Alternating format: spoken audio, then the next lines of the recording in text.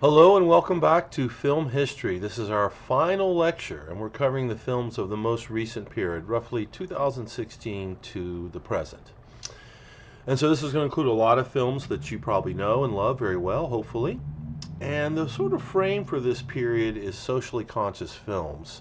What we start to see in Hollywood happening in the mid 2000s is Hollywood begins to gain a conscience and begins to pursue diversity casting, more equanimity for women, black actors and directors, so on and so forth. We really see an awakening of consciousness and a sort of reform that happens in Hollywood over this time, um, which is in stark contrast to who was elected president in 2016.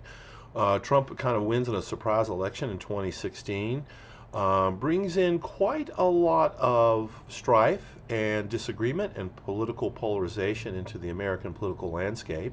Some people love him, some people hate him. And so what we see in Hollywood is a real contrast to that. We see, whereas the administration is sort of America first and really advocating for traditional values, and some folks even saying that they're advocating for some racist policies. What we see in Hollywood is going the other way, kind of embracing diversity, embracing the LGBT community, inviting those films and those voices in. We see better roles for women. We see women directors really start to emerge. Not that they didn't exist before, but they were on the fringe and they weren't getting the big movies. But we see blockbuster films and superhero films going to female directors in this time, and a real change, particularly in the casting. What we will see in response to the value system of both the millennials and Gen X, who are now coming up. Gen X are now coming into their 20s in this period.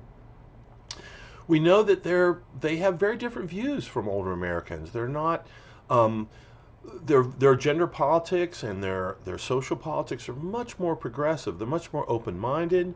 They aren't really held back by racism, sexism, homophobia, and so forth. And so advertisers and indeed Hollywood begin to reflect those values in the films, in both the casting and in the stories that are told. And to some extent, this creates a backlash. So what we're talking about here generally in Hollywood was a lot of what we kind of generally called woke films or woke consciousness in Hollywood, which was improving upon the casting and the choices and things that had gone on in the past. And there was a lot of reasons for this. During this time, we have a couple of movements like Oscars So White, kind of pointing out how the Oscars are primarily nominating white actors and so forth. We also have the Me Too movement, which was centered a lot in Hollywood, talking about the crimes of, in particular, Harvey Weinstein and the sexism and misogyny and out sexual abuse that he inflicted in Hollywood for years. That all gets exposed in this time. And women kind of say, we're fed up. We want our part. We want our voice. So we see this going all throughout the films of the time. Getting back quickly to the politics, we also see, as a result of the political polarization, we also see a lot of conspiracy theories on the internet. Remember the technology exploding. Internet is expanding. We have YouTube really become super popular. Let's not forget Rotten Tomatoes starts giving people comments on films so they know whether they want to see them before they go. TikTok, kind of a small film school for Americans. People are circulating comments there, and all of this is feeding into the media environment. This is a media saturated environment. People have seen clips and reviews of the film before they're even released. So this is all happening simultaneously. And of course, the big event, which I've not mentioned yet, of course, is the pandemic, which happens in 2020. I'm sure you can't forget. This disrupts the whole world. And it really destroys a lot of movie theaters. Shortly after, AMC is sold, I believe, to a Chinese financier. And we see movie theaters really in trouble in this time. Obviously, the pandemic shut them down. People are slow to return. Some people are unwilling to wear masks in a theater, and so on and so forth. So we see Hollywood takes a real hit from as a result of this pandemic, and of course, naturally, streaming becomes more popular. Some folks that had not got on board with that new technology did so as a result of the pandemic, and the numbers for Netflix and all the services take off. Speaking of Netflix, they start getting into making movies. The streamers are making movies, and what we will see with some of the films we get today is those films like Roma, which was, I believe, made by Netflix, make it into the Academy Awards. And we also see a major breakthrough with the very first foreign film getting the Best Picture Oscar. I mean, that's pretty amazing. that had not happened in hundreds of years of Hollywood history. And of course, that film is Parasite, you see pictured here. So we're seeing a lot of breakthroughs, and that's why I've selected the films that I've selected this week. Is a lot of breakthroughs socially, and America is sort of waking up to the neglected subjects and subject matter and actors that they have overlooked for years. And this makes a lot of opportunities for diversity casting in Hollywood. Let's see, wrapping up. The Pando, as I said, kills production. We see a lot of films change as a result of it. I'll get into that in the compilation. We also have Oscar embarrassments.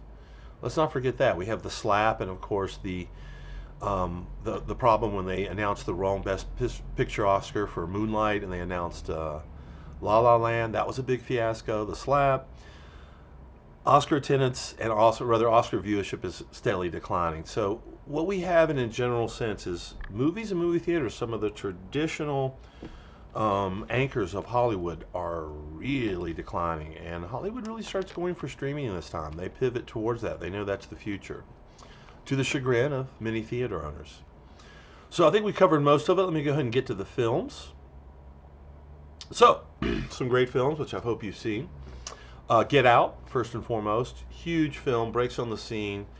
Major breakthrough film. Really brings horror films into the fray. And since then, I don't know if you've noticed, but a lot more horror films. And a lot of intellectual horror films. Not just the traditional scary, stabby monster, but intellectual, cerebral horror films. It's becoming a way for directors to get their interesting ideas out through the horror genre. Budgets are usually low. They're very popular with the kids. You have almost a guaranteed built-in audience, and it allows you to stick in more interesting ideas like commentary on race and society that we see in Get Out. Also makes Jordan Peele a major director, and his films are going to be touted going forward. Next up, we have Lady Bird, which is the emergence of another great director, Greta Gerwig. This is not her first film, but it's her first major breakout film that brought her to our attention. Of course, she made Barbie. This is the rare female coming-of-age story. I've had a lot of coming-of-age stories, but they've almost exclusively centered on men. That was what Hollywood made. The Graduate, Rebel Without a Cause, Donnie Darko, all coming-of-age stories for men. But this is that rare example of a female coming of age story told from a female perspective by a female director. Up next we have Roma.